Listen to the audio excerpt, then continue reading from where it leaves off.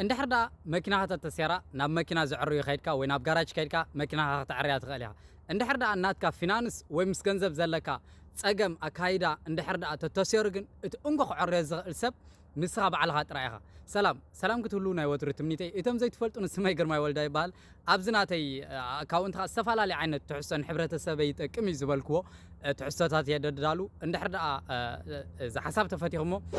ክትስዕብኒ ብኽብሪ ይዕድመኩም ናይ ሎም ዓንቲ ቪድዮ ከምዚ ኣቐድማ ቢለ ዝበልክዎ ማለት እዩ መኪናና እንድሕር ደኣ ተተባላሽያ ናብ ክዕርዩ ዝኽእሉ ወሲድና መኪናና ክንዕርያ ንኽእል ኢና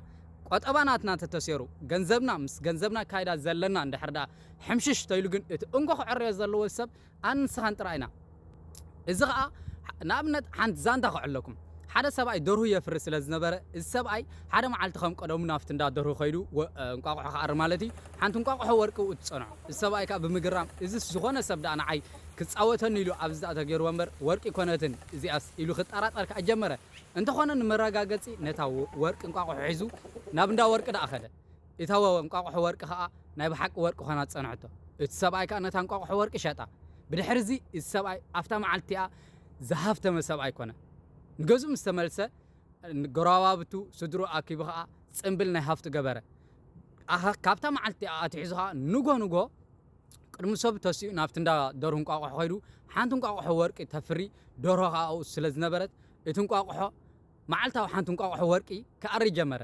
ብድሕሪ እዚ እዚ ሰብኣይ ብኡን ብምሻጥ ከዓ እዚ ዘይበሃል ሃፍታም ኮነ እንተኾነ ሓደ መዓልቲ ብምስሳዕ እዚ ሰብኣይ እንታይ ኮይና እዛ ደርሆ እስካብ ሓንቲ ክልተ ሰለስተ ኣርባዕተ ዘይተውድቕ ብምባል ክሓስብ ጀመረ ብድሕሪ እዚ ነታ ደርሆ ኣብ ክልተ ጨዲዱ እቲ ውኣት ዘሎ ወርቂ ኩሉ ከውፅኦ ከዓ ሓሰበ ከምኡ ድማ ገበረ እንተኾነ ሰለስተ ኣርባዕተ እንቋቑሖ ዘይኮነ ጸኒሕዎስ እንታይ ደኣ ሓዳሽ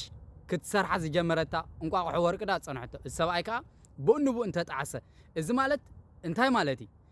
ገለገለ ሰባት ሴፍ ክንገብር ንጅምር ብድሕሪኻ እቲ ሴፍ ዝገበርና ገለ ነገር የጋጥመና እሞ ንዕኡ ከዓ ሕምሽሽ ነብሎ ስለዚ ናይ መጻኢ ህይወትና ከዓ ኣብ ሓደጋን ኣብ ጠልጠልን ይነብር ማለት እዩ ስለዚ እንድሕር ደኣ ከምቲ መኪናና ተተባላሽያ ናብ ዝዕሪ ወሲድና መኪናና ዝዕሪ ካብ ሃለው ንቆጠባና ክዕርዩ ሰባት ዝኽእሉ እንኮ ንሕና በዓልና ኢና ስለዚ ናይ ቆጠባኻ ሓላፍነት እስኻ ሓላፍነት ክትወስድ يمحصنكم أبكار